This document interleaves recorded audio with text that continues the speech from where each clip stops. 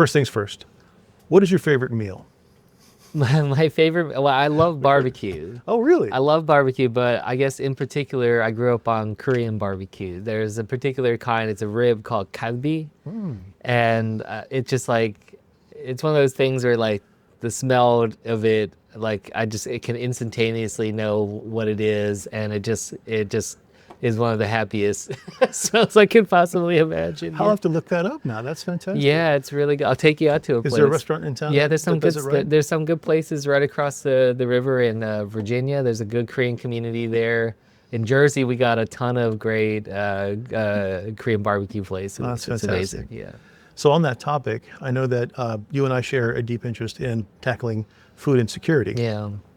And I understand that you're supporting different initiatives as you're welcoming the new governor into New Jersey. Is that right? Yeah, that's right. I've been working on this for years, tackling hunger. I mean, I just have to say, being a senator, being in Congress, I've seen just a level of poverty and hunger in New Jersey that just should not exist, in the richest, most powerful country in the world. So I've been really pushing efforts here, in particular with child hunger. And I've been trying to engage with the new governor, Governor Mikey Sherrill, who I've worked with for years, to try to make sure that this is a priority for her and for her lieutenant governor. And so far, we're getting a good response. The understanding that in this time of real challenge, we need to make sure that there is a baseline of just human dignity in America, and that just being able to make sure people don't go hungry, especially kids. I feel like that's something we should be able to promise. And speaking of dignity, with your foreign policy background, you see what's happening in Venezuela and our role in it. Is there a way forward here that makes sense to you, and in terms and also accountability for what's already been happening? Well, look, I'm deeply concerned as someone who worked in national security. I was in both Afghanistan and Iraq as a civilian embedded with the military. So I worry about what comes next, because I heard from Secretary of State Rubio that we should expect to be involved for years to come. And that just didn't make me feel good that this decision was made without consultation with the American people via Congress. I did have a very powerful conversation with the Venezuelan community in New Jersey this past weekend. And, they raised, look, of course they're happy to see Maduro gone. I mean, many of them were political refugees. But they raised real concerns too. They don't like the idea of America running Venezuela. They don't like the idea of just the uncertainty that comes next. And they also pointed out that the vice president who Trump administration is working with, like, she's part of this regime. She's part of this effort. They were saying that the corruption and the dangers weren't just about Maduro, it was more broad. So they're very concerned about having the same people in power just absent Maduro. So I am really nervous and worried about what comes next and how this is going to potentially just trap us in there for years to come, spend billions of dollars. 20% of our naval fleet of the United States is there. Where does that end? And you went to that briefing where most everyone came away from that briefing saying that there is no plan, and that really the president was consulting more with the oil executives than with Congress. Does that ring true for you? Yeah, there is no plan in terms of what comes next.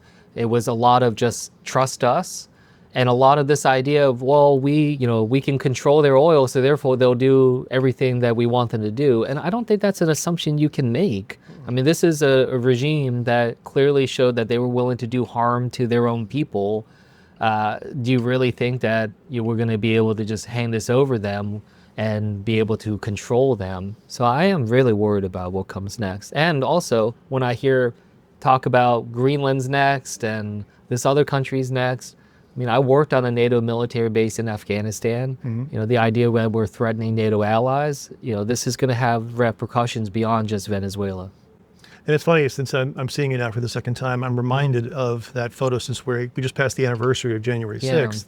And that photo of you picking up trash late in the evening in the halls of Congress. And in the suit, I think you gave that to the Smithsonian. Yeah, that's right.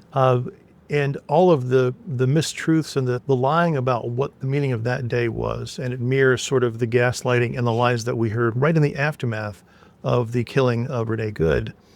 How do we find a way forward from that? It is so sad that we're at a place where we can't even agree upon what happened to the Capitol on 5 years ago. I was remarking about how I've yet to talk to my 8-year-old and my 10-year-old boys about what happened that day. They know the general gist of it, but that the Capitol was attacked, but I haven't told them something deeper. And I think when I reflect on it, the reason why I haven't told my kids is because I've been waiting for the day where I can look them in the eye and say, this terrible thing happened on January 6th, but we're past that now. We're in a better place as a country. I want to be able to do that, but that day is still yet to come. Like, I actually feel like we're more divided now Isn't than that we were. something? Yeah, you want to have a better future, a better moment to contrast that against. Yeah, I want to give them right? assurances that things Yeah. are better, but I can't, because I think we are more divided now than we were 5 years ago. Yeah. I think our democracy is in a more fragile and precarious place than we were 5 years ago. And I think what we saw in Minneapolis with the shooting, I just like, and then just immediately right after the shooting, like calling her a domestic terrorist. Just like, really? Like Renee Good, this American citizen, this woman that had 3 kids, a domestic terrorist? Like, I was in Afghanistan and Iraq. Like, I do not use the word terrorist lightly.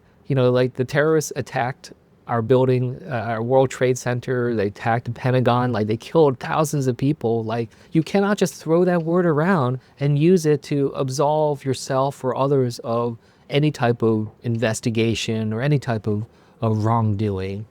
And just like, And that's before what any I'm- of the facts, before any investigation had even started. like how, like, it's so irresponsible, and frankly, it's inflaming the situation. If you call someone a terrorist, like, what's that gonna do to others that want to potentially spark violence in the aftermath?